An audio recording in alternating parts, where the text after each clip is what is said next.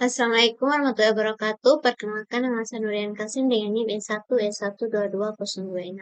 Tujuan saya membuat video ini adalah untuk memenuhi tugas mata kuliah sistem temu kembali. Di sini saya akan menjelaskan tentang Kamins.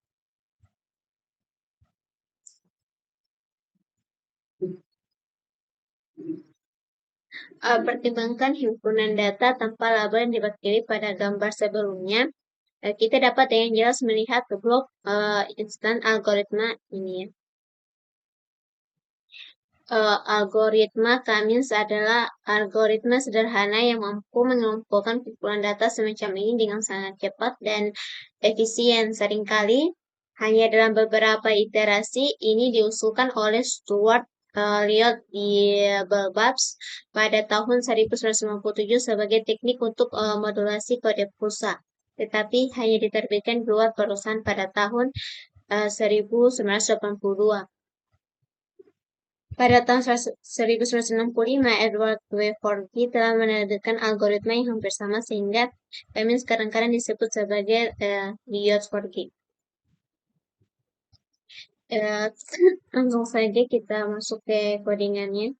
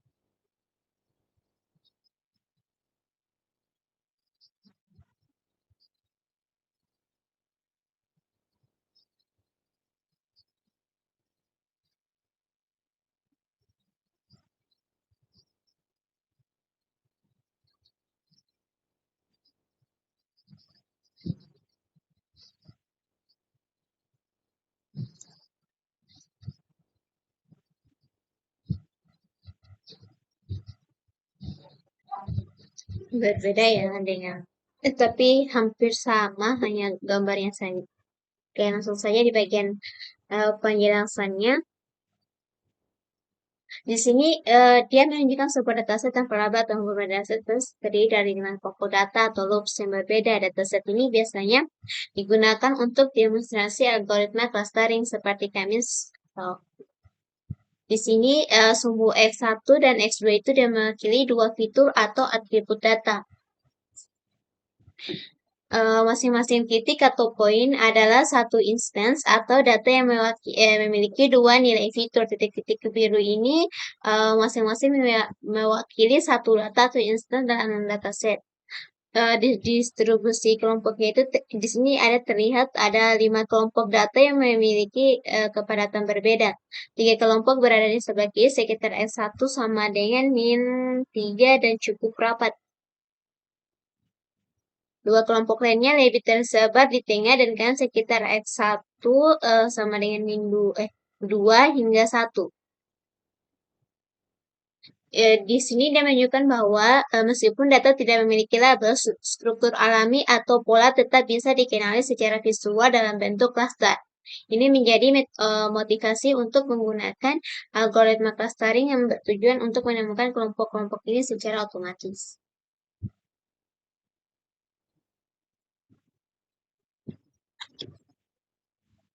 Mari kita latih cluster Kamis pada himpunan data ini. Ini akan mencoba kita akan menemukan pusat setiap blob dan menetapkan setiap instan ke blob terdekat.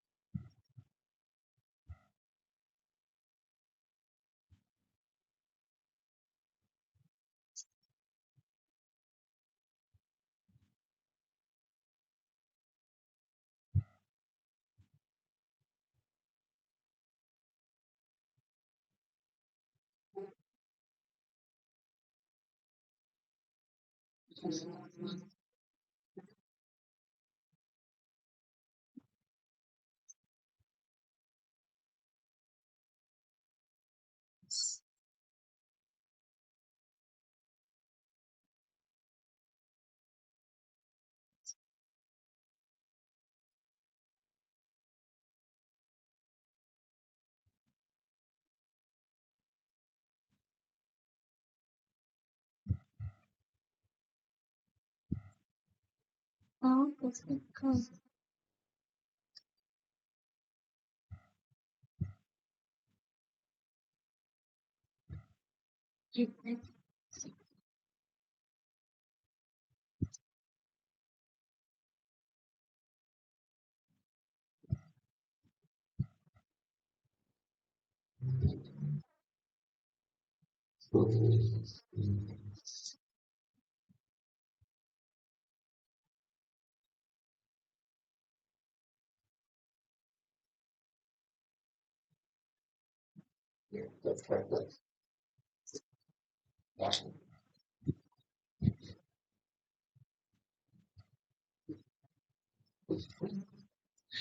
kita perhatikan bahwa kita harus menentukan jumlah cluster K yang harus ditemukan algoritma. Dalam contoh ini cukup jelas kita melihat data bahwa K itu harus diatur ke 5, tetapi secara umum tidak semudah itu. Kita akan membahas. Setiap instan ditetapkan ke salah satu dari 5 cluster. Dalam konteks pengelompokan, label instan adalah indeks cluster yang ditetapkan oleh algoritma instan ini. Ini tidak boleh disamakan dengan label kelas dalam klasifikasi. Ingat bahwa pengelompokan adalah tugas pembelajaran tanpa pengawasan atau unsupervised learning.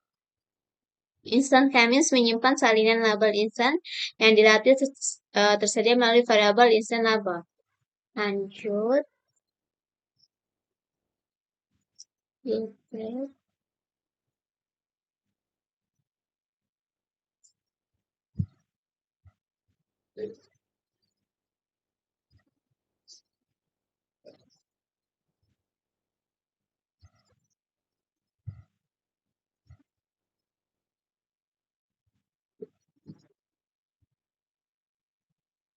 Di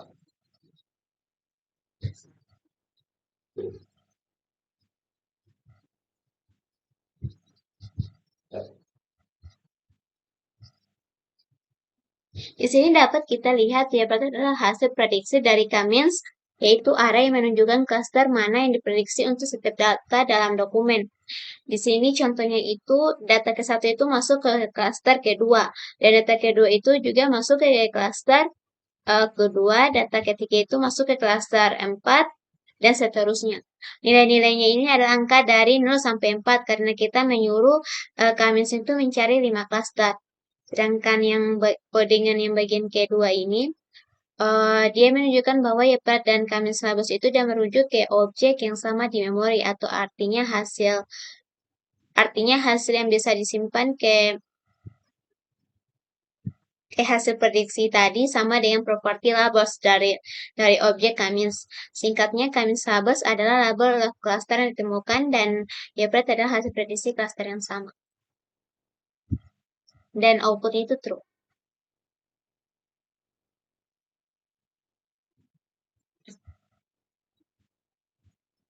Kita juga dapat melihat 5 centroid yang ditemukan algoritma. Lanjut kita ke codingannya.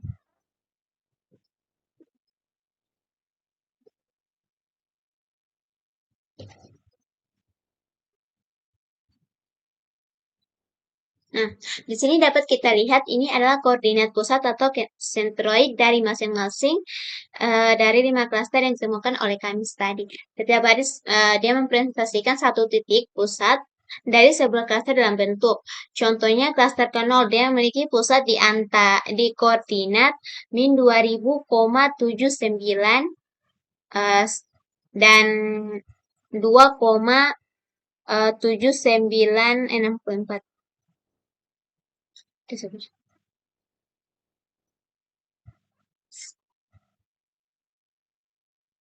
Lanjut.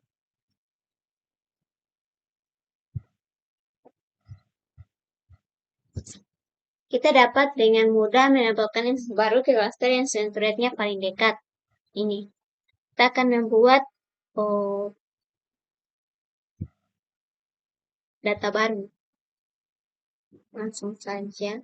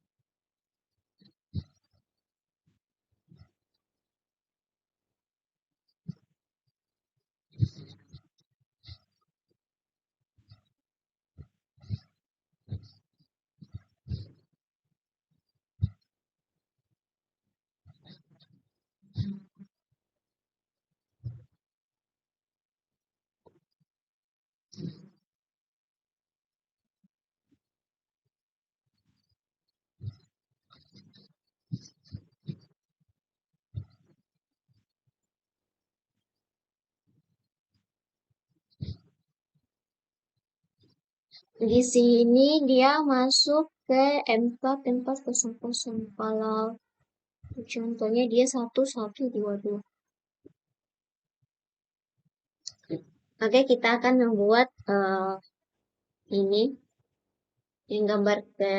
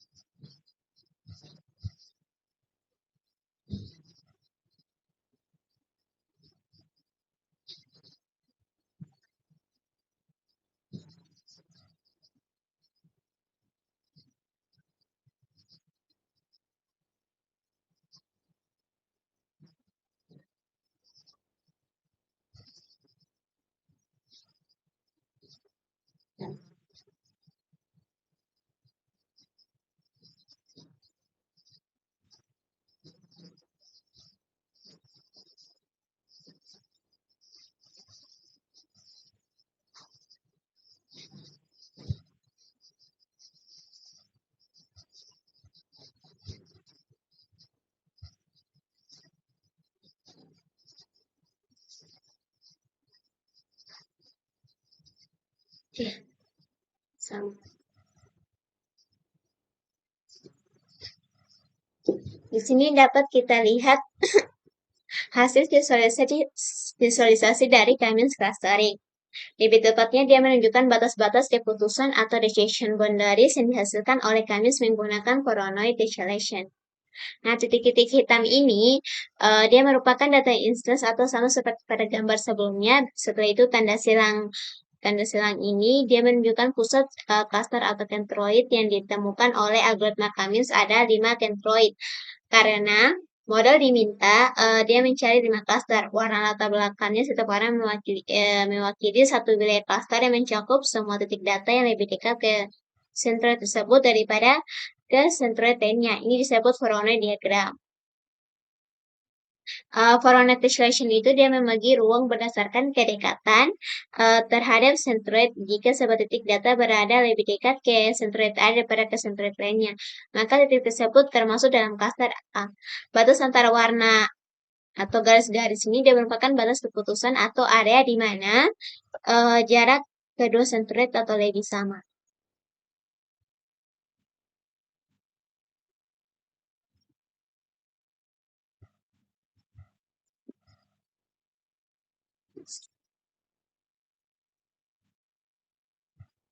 Ini ada penjelasannya.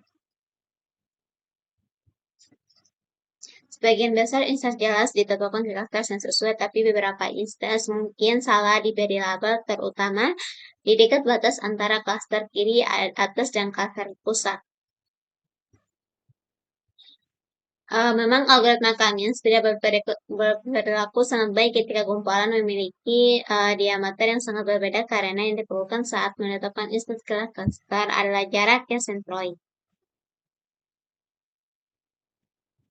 Alih-alih kita menetapkan setiap instance ke satu cluster yang disebut pengelompokan keras akan berguna untuk memberikan skor per cluster kepada setiap instance yang disebut pengelompokan lunak. Skor dapat berupa jarak antara instance dan centroid. Sebaliknya, itu bisa berupa skor kesamaan atau afinitas seperti fungsi dasar radial Gaussian diperkenalkan pada bab sebelumnya. Jika K-means metode transform mengukur jarak dari setiap instance ke setiap centroid. Langsung saja kita ke codingannya.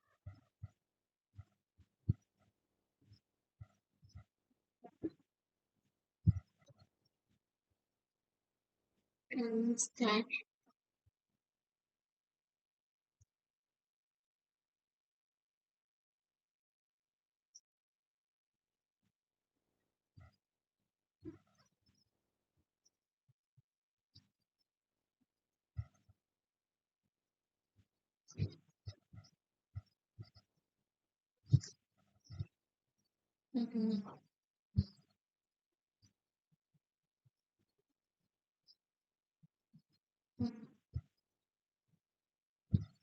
Ini ada nilai 1,49, 2,81, 0,32, 2,9.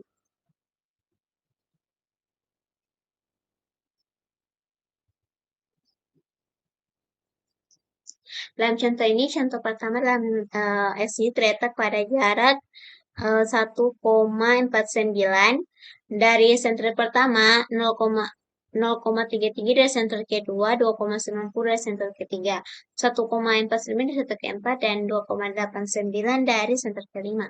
Jika kita memiliki kumpulan data dimensi tinggi dan mengubahnya dengan cara ini, kita berakhir dengan kumpulan data dimensi. Transformasi ini bisa menjadi teknik pengurangan dimensi non-linear yang sangat efisien. Kita masuk di materi K-means algorithm.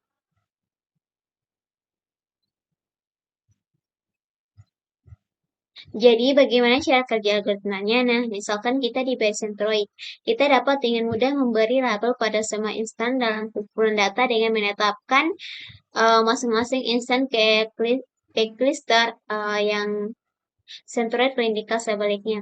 Jika kita diberi semua label instan, kita dapat dengan mudah menemukan semua centroid dengan menghitung rata-rata instan untuk setiap cluster. tapi kita tidak diberi label atau centroid. Jadi bagaimana kita bisa melanjutkan? Nah, mulailah dengan kita melakukan centroid secara acak, atau misalnya dengan memilih k-instance secara acak dan menggunakan lokasinya sebagai centroid. Kemudian dari label instance berbaris centroid, label instance berbaris centroid, dan seterusnya hingga centroid berhenti bergerak. Algoritma dijamin akan menyatu dalam jumlah langkah yang terbatas, biasanya cukup kecil.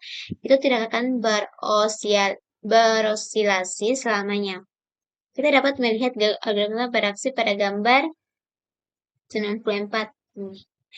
Centroid dinasti dijangkan domini kiri atas, kemudian instance diberi label kanan atas, lalu centroid diberi kiri tengah, instan diberi label ulang kanan tengah, dan seterusnya seperti yang kita lihat hanya dalam 3 iterasi. Algoritma telah mencapai pengelompokan tampaknya mendekati optimal.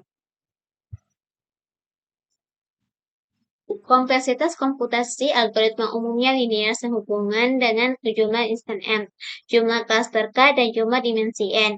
Namun, ini hanya berlaku ketika data memiliki struktur pengelompokan. Jika tidak, maka dalam skenario terburuk kompleksitas dapat meningkat secara eksponensial dengan jumlah instan dalam praktiknya.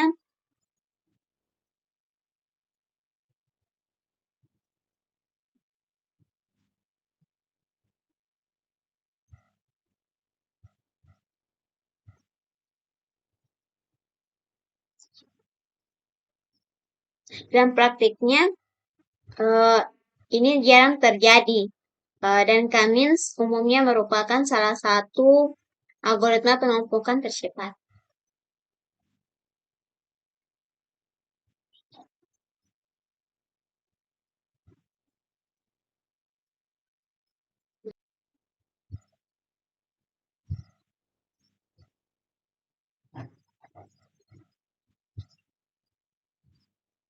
Di sini dapat kita lihat outputnya. Dia menunjukkan proses iterasi algoritma K-means dalam menemukan klaster dalam dataset, mulai dari inisialisasi hingga konvergensinya. Baris pertama kiri, titik centroid awal dipilih secara acak, ditandai dengan lingkaran merah dan silang putih. Silang putih penempatan acak ini belum mencerminkan struktur data. Nah, kanan label t-instance. Titik data diawali berdasarkan kedekatan ke centroid awal. Wilayah warna menunjukkan klaster sementara berdasarkan Voronoi translation-nya. Dan baris kedua, yang kiri, centroid diperbarui. Sekarang mereka dipindahkan ke titik rata atau min dari masing-masing klaster. Karena klasternya belum stabil, centroid masih bergerak cukup banyak. Dan bagian kanan label t-instance, titik-titik diberi label ulang berdasarkan centroid yang baru. Ada klaster dan batasnya berubah sesuai pergerakan centroid. Dan baris ketiga, kiri centroid diperbarui lagi, tapi sekarang perubahannya lebih kecil, menunjukkan bahwa proses mulai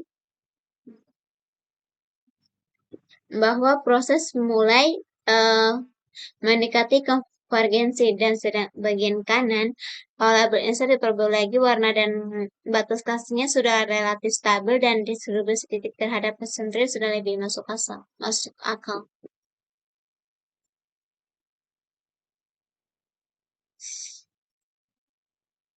Kesimpulannya, dalam grafik ini dia menggambarkan bagaimana K-means bekerja dalam 2 langkah berulang.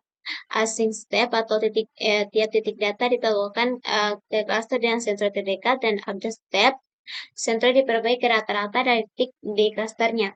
Proses ini terus berlangsung hingga sensor tidak lagi bergerak secara signifikan, artinya model telah konvergen.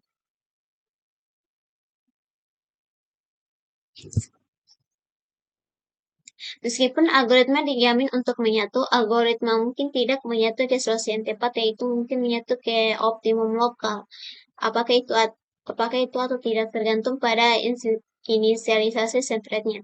Seperti dapat kita lihat pada gambar 95 ini, dia menunjukkan 2 solusi suboptimal yang dapat disalurkan oleh algoritma jika kita tidak beruntung dengan angka inisialisasi acak.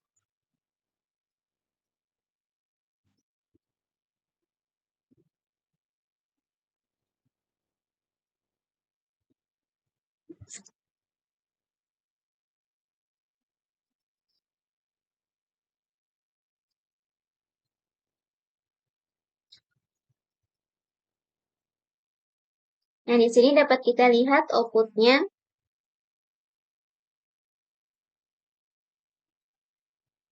Dia menunjukkan kelemahan Kamis jika sentroid awal atau inisialisasinya itu dipilih secara acak tanpa strategi khusus.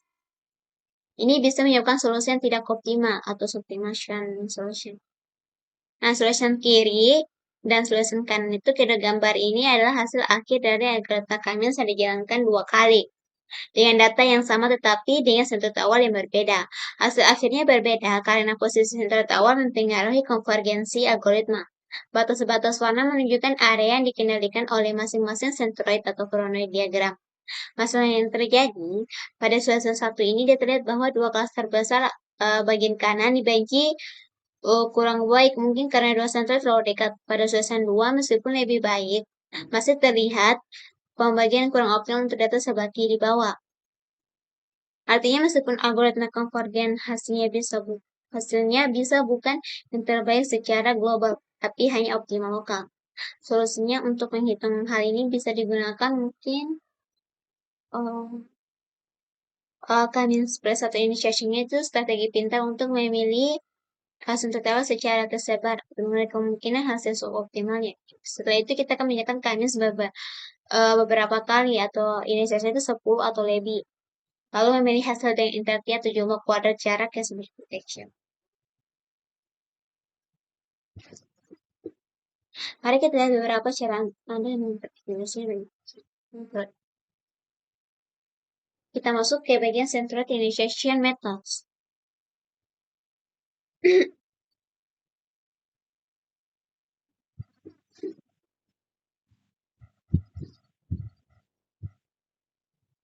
Nah, untuk cara supaya bagus ya, ini untuk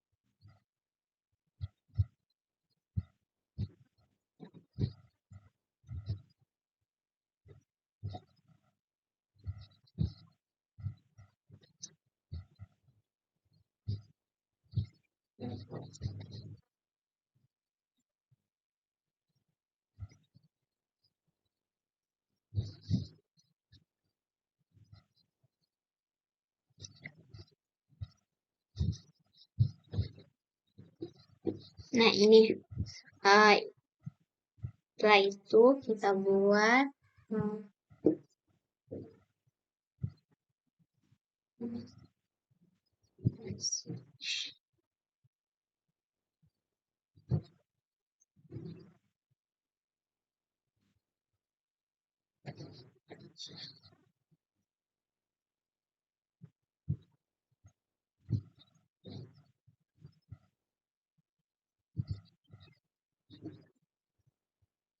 ini. Nah, ini lebih baik ya daripada sebelumnya.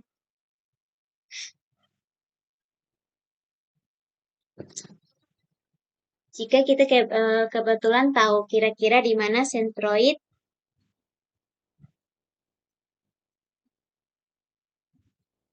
oh udah ya.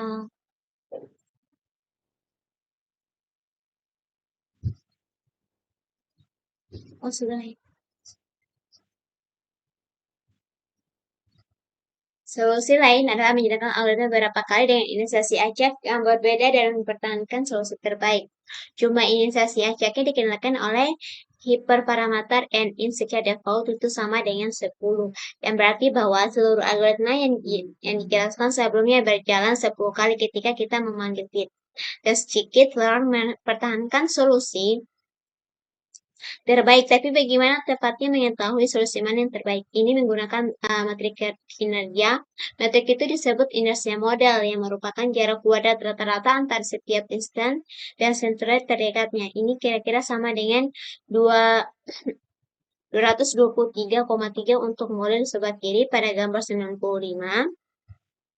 dan 237,5 untuk model sebelah kanan pada gambar 95 dan 211,6 untuk model pada gambar 93. Kelas kami menjalankan algoritma n init kali dan bertahankan model dengan inersia terendah. Dalam contoh ini model pada gambar 93 akan dipilih, kecuali kita sangat tidak beruntung dengan inersia acak n init berturut-turut. Jika kita penasaran, inersia model dapat diakses melalui variabel instan inersia. Lanjut. Kita ke codingannya. Times Interia.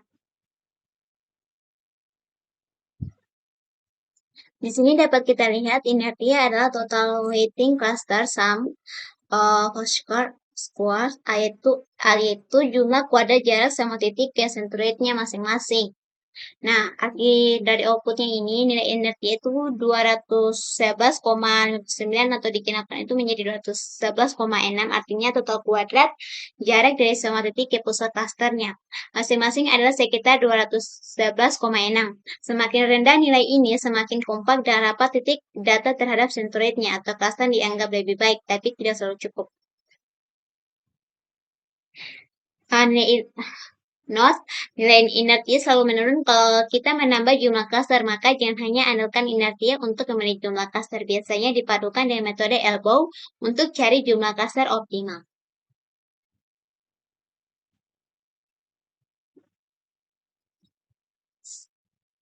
Metode skor mengembalikan inersia negatif. Mengapa negatif? Karena metode skor prediktor harus selalu menghormati aturan lebih besar lebih baik.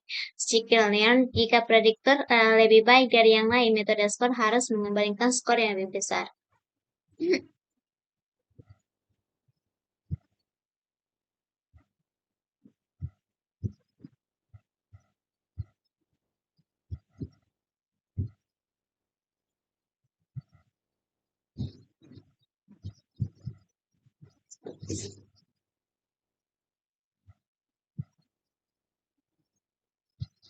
Short.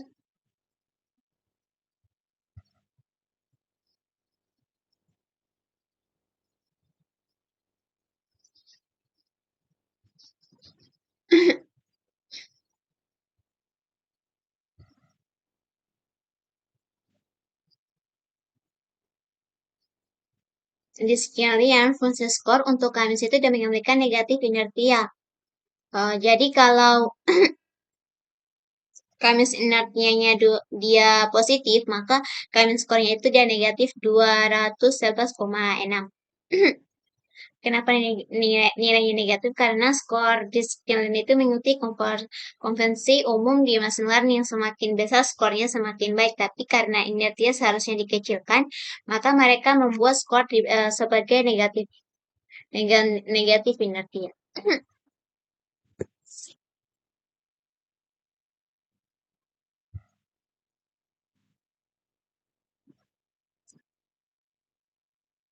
Peningkatan penting pada algoritma Cummins diusulkan dalam makalah tahun 2006 oleh David Arthur dan Sergei Paskitas. Mereka memperkenalkan angka inisiasi yang lebih cerdas dan cenderung memilih sentroid yang jauh dari satu sama lain. Dan peningkatan ini membuat algoritma Cummins jauh lebih kecil kemungkinannya untuk menyatu ke solusi yang tidak optimal. Mereka menunjukkan bahwa komputasi tambahan yang diperlukan untuk langkah inisiasi yang lebih cerdas sangat berharga karena memungkinkan untuk secara drastis mengurangi beberapa kali algoritma perlu dijalankan untuk menemukan solusi yang optimal. Berikut adalah algoritma inisiasi Cummins Base. Yang pertama, kita akan ambil satu sentroid, dipilih secara seragam secara acak dari kumpulan data. Dan yang kedua, kita ambil sentroid baru, pilih instance dengan probabilitas di mana D adalah jarak antara instance dan S1 dan sentro class S yang sudah dipilih itu distribusi. Probabilitas ini memastikan bahwa inisiasi yang lebih jauh dari sentroid yang sudah dipilih jauh lebih mungkin dipilih sebagai sentroid. Dan terakhir, ulangi langkah sebelumnya sampai sama kelas sentroid itu telah dipilih.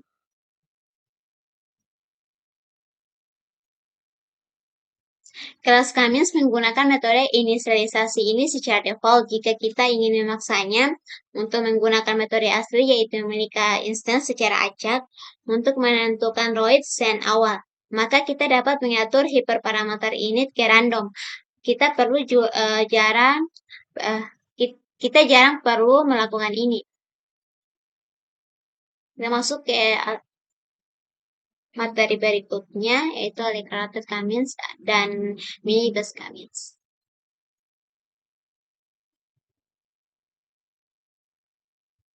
Peningkatan penting lainnya pada algoritma Cummins diusulkan dalam makalah tahun 2003 oleh Charles Elkan. Ini sangat mempercepat algoritma dengan menghindari banyak perhitungan jarak yang tidak perlu. Elkan mencapai ini dengan mengeksploitasi ketidaksetaraan segitiga, yaitu bahwa garis lurus selalu merupakan jarak terpendek antara dua titik. Dan dengan melacak batas bawah dan atas untuk jarak antara instance dan centroid. Ini adalah algoritma yang digunakan kelas Cummins secara default. Kita dapat memaksanya untuk menggunakan algoritma asli dengan mengatur hiperparameter algoritma T-full, meskipun kita mungkin tidak perlu melakukannya. Varian penting lainnya dari algoritma Cummins diusulkan dalam makalah tahun 2010 oleh David School. Alih-alih menggunakan kumpulan data lengkap pada setiap iterasi, algoritma mampu menggunakan mini-batch. Dia menggerakkan sensornya sedikit pada setiap iterasi. Ini mempercepat algoritma biasanya dengan faktor 3 atau 4 yang memungkinkan untuk mengelompokkan kumpulan data besar yang tidak muat dalam memori. Scikit-learn mengimplementasikan algoritma ini di kelas mini-batch Cummins. Kita cukup menggunakan kelas ini seperti kelas Cummins. Oke, lanjut kita ke kodingan berikutnya. Form scale-nya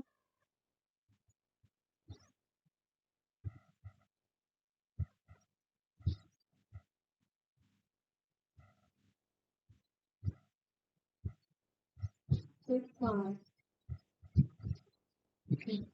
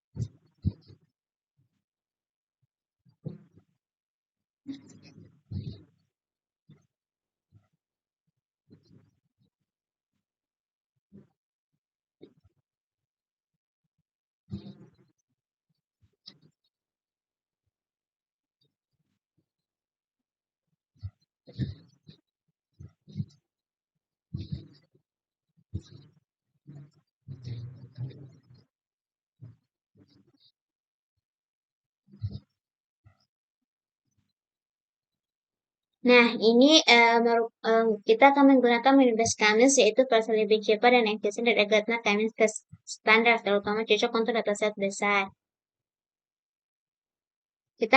Pertama kita akan mengempur minibus Kamis dari sekian. Ini adalah variasi dari Kamis yang memiliki proses training dengan proses subset kecil dari data pada suatu iterasi. Data itu kita akan membuat objek minibus Kamis dengan jumlah klaster itu 5, artinya kita ingin membagi data menjadi 5 grup.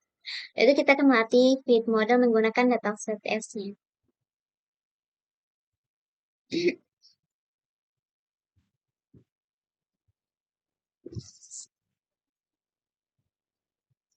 Jika himpunan data tidak muat dalam memori, opsi paling sederhana adalah kita akan menggunakan kelas memap, seperti yang kita lakukan untuk PCI incremental di bab sebelumnya, atau kita dapat meneruskan satu batch mini pada satu waktu via metode partial fit. Tetapi ini akan membutuhkan lebih banyak pekerjaan karena kita perlu melakukan beberapa inisialisasi dan memilih yang terbaik sendiri. Kita akan lihat bagian Kamis Batch Mini di buku catatan untuk contoh. Meskipun algoritma Kamis Batch Mini ini jauh lebih cepat dari algoritma Kamis biasa, inersianya umumnya itu sedikit lebih buruk, terutama karena jumlah klaster dia meningkat. Setelah itu kita dapat melihat ini pada gambar 96, plot di sebelah kiri membandingkan inersia Kamis Batch Mini dan model Kamis regular yang dilatih pada yang dilatih pada kumpulan data sebelumnya menggunakan berbagai jumlah kelas terkait. Perbedaan antara kedua kurva tetap cukup konstan, tetapi perbedaan ini menjadi semakin signifikan seiring bertambahnya nilai K karena inersia menjadi semakin kecil. Di plot di sebelah kanan kita dapat melihat bahwa Kamis mini batch jauh lebih cepat daripada Kamis biasa dan perbedaan ini meningkat dengan K.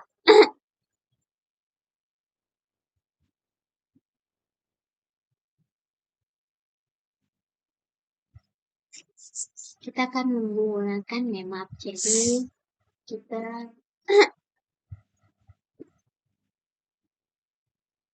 akan melihat batch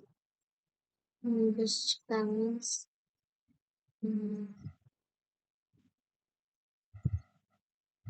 Setelah itu datasets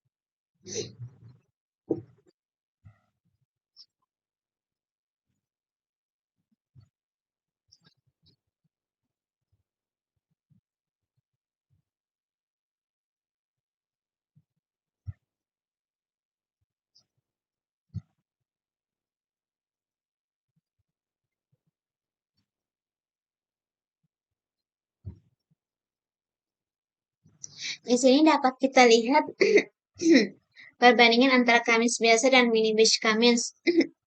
Grafik kiri intertia atau jumlah klasternya. Intertia adalah total jarak kuadrat dari tiap titik data ke senter terdekat. Semakin kecil intertia, semakin baik clusteringnya. Nah, garis merah putus-putus ini Kamis biasa, sedangkan garis biru ini atau sorry itu mini batch Kamis. Nah, Kamis biasa menghasilkan inertia yang lebih kecil, artinya lebih akurat, sedangkan mini batch Kamis itu sedikit lebih tinggi inertianya, yaitu akurasi sedikit diperbankan. Dan di bagian kanan, waktu pelatihan dengan jumlah clusternya. Dia menunjukkan berapa lama proses training memakan waktu untuk masing-masing metode saat nilai K meningkat banyaknya cluster. Mini batch Kamis jauh lebih cepat, terutama saat K besar. Bisa dilihat garis biru jauh di bawah garis merah. Kamis biasa semakin lama waktunya semakin bertambahnya jumlah cluster. Kita masuk ke efficiency optimal of cluster.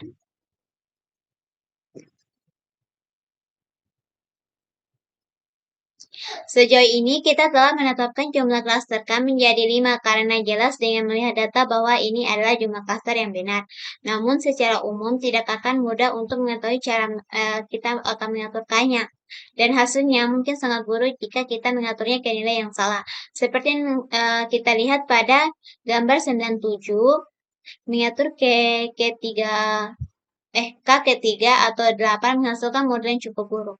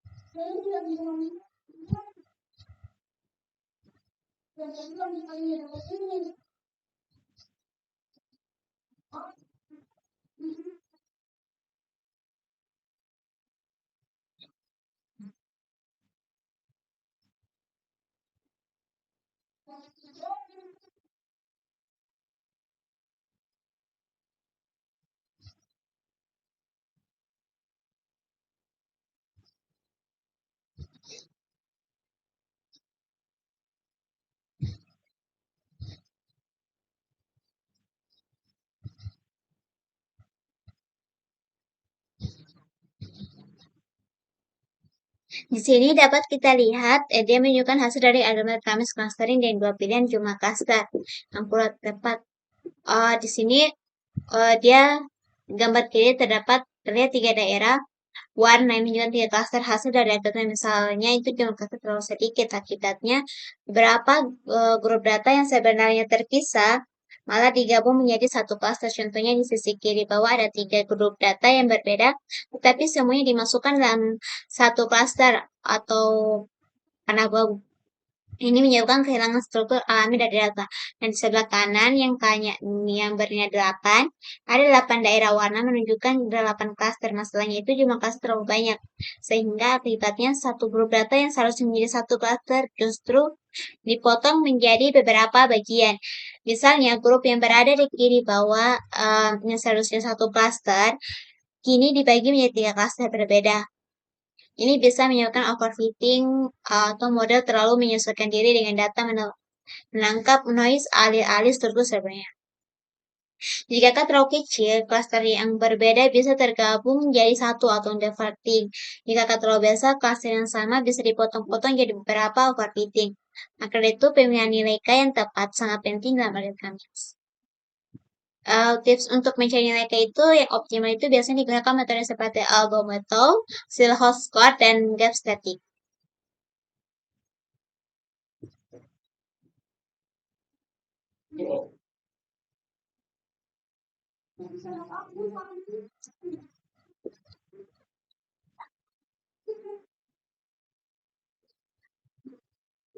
Kita mungkin berpikir bahwa kita bisa memilih model dengan inersia terendah, bukan? Sayangnya tidak sesederhana itu.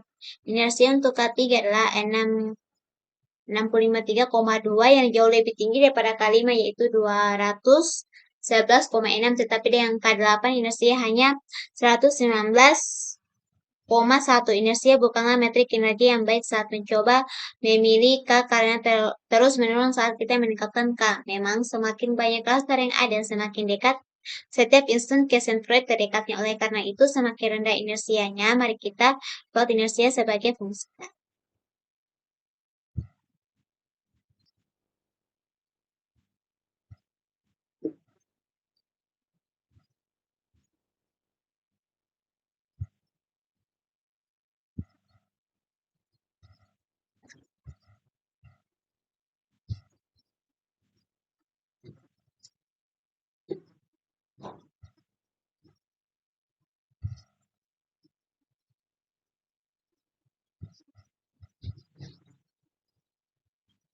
Nah, di sini dapat kita lihat dia merupakan metode elbow yang digunakan untuk menentukan jumlah cluster K yang optimal dalam algoritma K-means clustering. Sumbu X atau K itu dia menunjukkan jumlah cluster yang diuji dari 1 sampai 8. Nah, sedangkan sumbu Y, inersia, dia menunjukkan nilai inersia yang itu total jarak kuadrat dari setiap titik ke pusat clusternya. Semakin kecil nilai inersia, semakin baik cluster tersebut mengumpulkan data. Nah, titik elbow itu ditanda dengan panah menunjukkan titik tekukan atau inflection point dari kurva.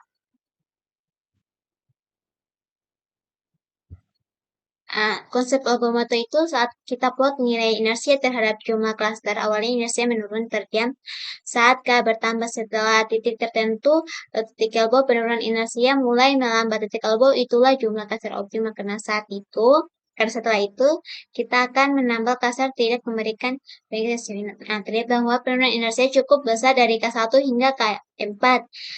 Setelah K4 penurunan inersia melambat, maka K4 adalah jumlah klaster yang dikombinasikan.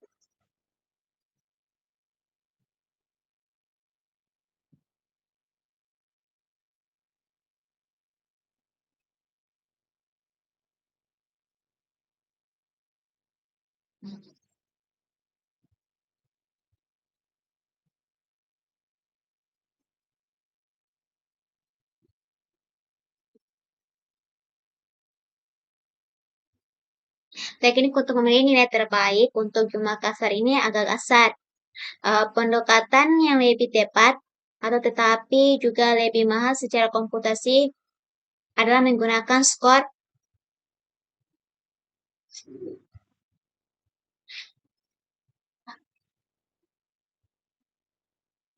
yang merupakan koefisien silat rata-rata untuk semua instance. Koefisien silat instance sama dengan B kurang A per max A B, di mana A adalah jarak rata-rata ke instance lain dalam klaster yang sama, itu rata-rata perbedaan intra cluster, dan B adalah jarak rata-rata cluster terdekat, yaitu jarak rata-rata ke instance cluster terdekat berikutnya. Didefinisikan sebagai jarak yang meminimalkan B tidak termasuk klaster instansi itu sendiri. Koefisien sudah dapat bervariasi antara -1 dan +1. Koefisien mendekati +1 berarti bahwa instance berada di dalam klasternya sendiri dan jauh dari klaster lain. Sedangkan koefisien mendekati 0 berarti dekat dengan batas klaster. Dan akhirnya koefisien mendekati -1 berarti bahwa instance mungkin telah ditetapkan ke klaster yang salah. Untuk menghitung skor siluet, kita dapat menggunakan fungsi silhouette scores. Contohnya,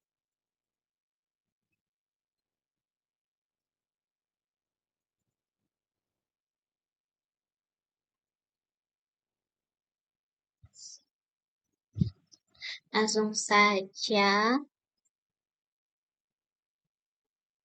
Wow. Leverage.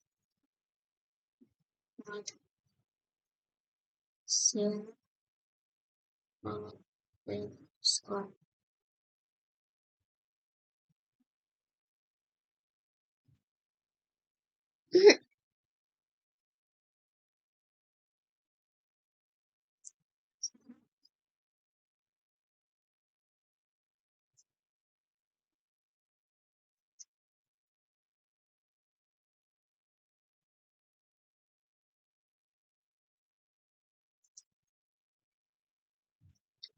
Nah, di sini dia menampilkan hasil dari perhitungan silhouette score. Slow score itu dia mengukur seberapa baik data yang telah dikelompokkan. Nah, nilainya itu 0,655 termasuk cukup baik. Biasanya nilainya itu 0,5 dianggap memuaskan. Artinya data cukup konsisten berada dalam klasternya masing-masing dan tidak. Nah, di sini dapat kita lihat ada plus slow score terhadap jumlah klaster untuk membantu menentukan jumlah klaster yang paling optimal dalam metode garis klaster. Nah, sumbu SK jumlah klasternya dari K2 sampai K8 sumbernya itu slow score, skor rata-rata dari semua data yang menunjukkan beberapa baik data dikelompokkan. Titik tertinggi pada kurva berada di K4 dengan nilai silhouette mendekati 0,7. Artinya saat menggunakan 4 klaster, data memiliki seluruh klaster paling jelas dan pemisahan paling baik dibandingkan jumlah klaster lain. Setelah K4, nilai mulai menurun menunjukkan bahwa menambahkan lebih banyak klaster justru menurunkan kualitas klasterisasi.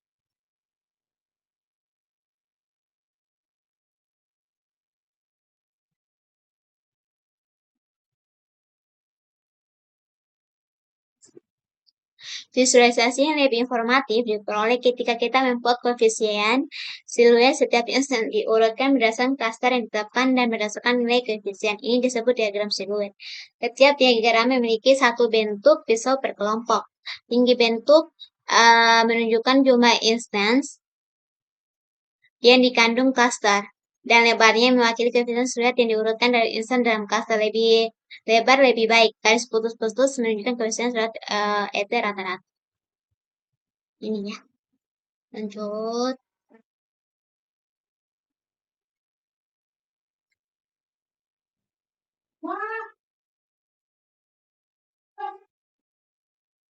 Di sini dapat kita lihat dia menampilkan straight plot untuk berbagi nilai jumlah klaster K yaitu K3, 4, 5, dan 6. Ini adalah visualisasi yang sangat berguna untuk mengevaluasi kualitas klasterisasi. Tujuan straight plot itu untuk melihat seberapa baik masing-masing data dalam sebuah klaster cocok dengan klasternya sendiri dibandingkan dengan klaster lainnya. Sumbu X luas koefisien nilai antara min 1 dan 1 semakin mendekati 1 berarti titik data berada tepat di tengah-tengah klasternya dan jauh dari klaster lain. Jika mendekati 0, artinya titik data ada di batas antara dua klaster. Jika negatif, titik tersebut mungkin berada di klaster yang salah. Sumbu Y klaster menampilkan setiap klaster, misal 0, 1, 2, dan seterusnya. Tiap batang mewakili satu data point dan warnanya sesuai klaster masing-masing. Garis merah putus-putus dia menunjukkan rata nilai siluet untuk semua titik pada nilai K tertentu. K3 ada satu klaster warna ungu dengan banyak nilai negatif. Klaster ini buruk. Rata-rata siluetnya garis merah cukup bagus, tetapi distribusi tidak merata. Dan sedangkan K4, semua klaster punya nilai positif yang cukup tinggi dan relatif lebar atau klasterisasinya stabil dan baik. Rata-rata siluetnya cukup tinggi dan ini kemungkinan pilihan terbaik. Dan sedangkan K5 dia beberapa klaster memiliki bentuk yang sempit dan tidak merata. Muncul klaster yang terlalu kecil, bisa jadi overfitting, dan rata-rata menurun dibanding K4. Dan terakhir K6, semakin banyak klaster kecil dan siluet koefisien menurun. Model terlalu memecah data, dan beberapa klaster kualitasnya buruk atau nilai rendah. Dan kesimpulan dari plot ini, K4 adalah nilai K yang paling optimal berdasarkan plot ini. Distribusi siluetnya yang lebar dan merata dan tidak ada klaster dengan nilai negatif dan rata-ratanya tinggi. Kita masuk ke limits of Kamins. Terlepas dari banyak kelebihannya, terutama cepat dan dapat diskalakan, Kamins tidak sempurna seperti yang kita lihat. Perlu untuk menjalankan algoritma beberapa kali untuk menghindari larutan yang tidak optimal. Ditambah, kita perlu menentukan jumlah klaster yang bisa sangat menurutkan. Selain itu, Kamins tidak berlaku sangat baik ketika klaster memiliki ukuran yang bervariasi. Dan juga kepadatan yang berbeda atau bentuk non-bulat, misalnya gambar yang ini, dia menunjukkan bagaimana Kamins mengumpulkan himpunan data yang berisi 3 klaster ellipsoid dengan dimensi kepadatan dan orientasi yang berbeda. Seperti yang kita lihat, tidak satupun dari solusi ini yang baik. Solusi di sebelah kiri adalah bertaruh tetapi masih memotong 25% dari klaster tengah dan menetapkannya ke klaster di sebelah kanan. Solusinya di sebelah kanan sangat mengerikan meskipun inersianya lebih rendah, jadi tergantung pada data. Algoritma pengelompokan berbeda, mungkin bekerja lebih baik pada jenis gugus elips ini. Model campuran Gaussian bekerja dengan baik.